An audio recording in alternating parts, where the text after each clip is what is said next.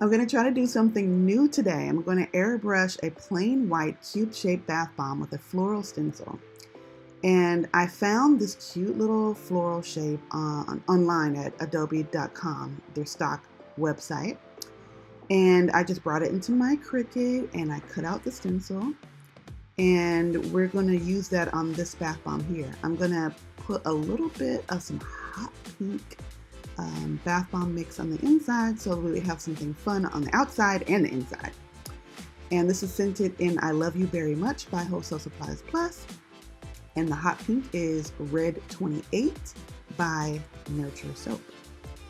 The bath bomb mold here is the 2x2 inch cube and it's by thebathbombpress.com. I've loaded it up with about 5.5 ounces of bath bomb mix. So this is how I make my bath bombs, is using my tried and true recipe with the bath bomb press. So I'm just unmolding the cube here. I'm doing it with one hand, so it's a little difficult. So I'm pretty impressed with my unmolding skills here.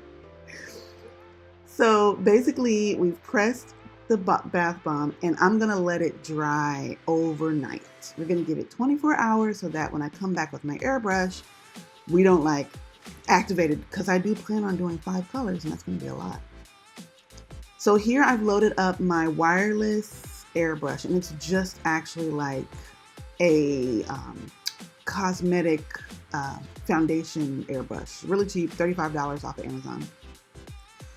I'm doing the first color, which is with yellow mica and rubbing alcohol. Then I'm doing my second color with an orange mica and my micas are from Nurture Soap. So this is Orange Vibrance. And the first color I used was actually Yellow Vibrance from Nurture Soap.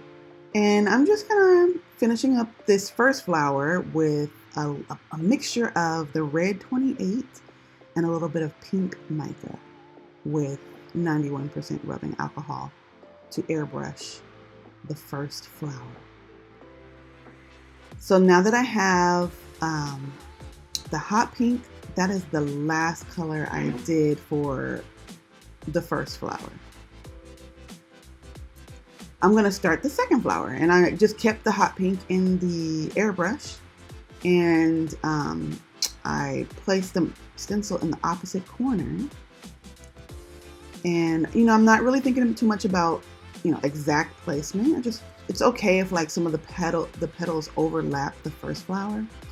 I'm going for like a loose interpretive look. But the second color I'm using is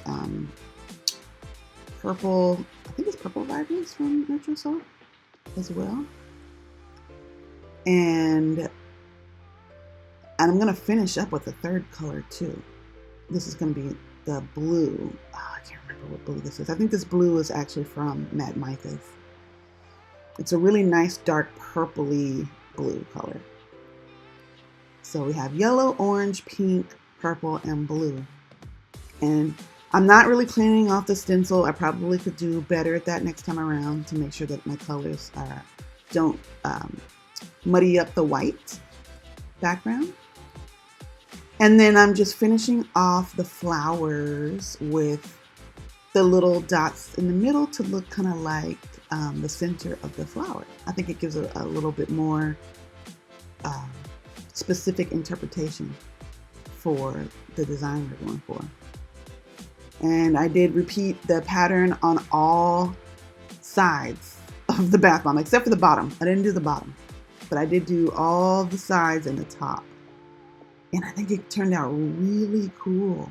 I was inspired by some flowers that I have in my garden in the front of the house. I've got some roses and some little purple flowers up there. And I was like, that would be perfect to use for some bath bombs. And this is the finished product. I can't believe how much fun this was, how cool it turned out. Granted, it took a long time, and maybe in the future I won't do as many colors, but I thought it'd be fun to show you guys. Thanks for watching. Please click like and subscribe if you enjoyed this video.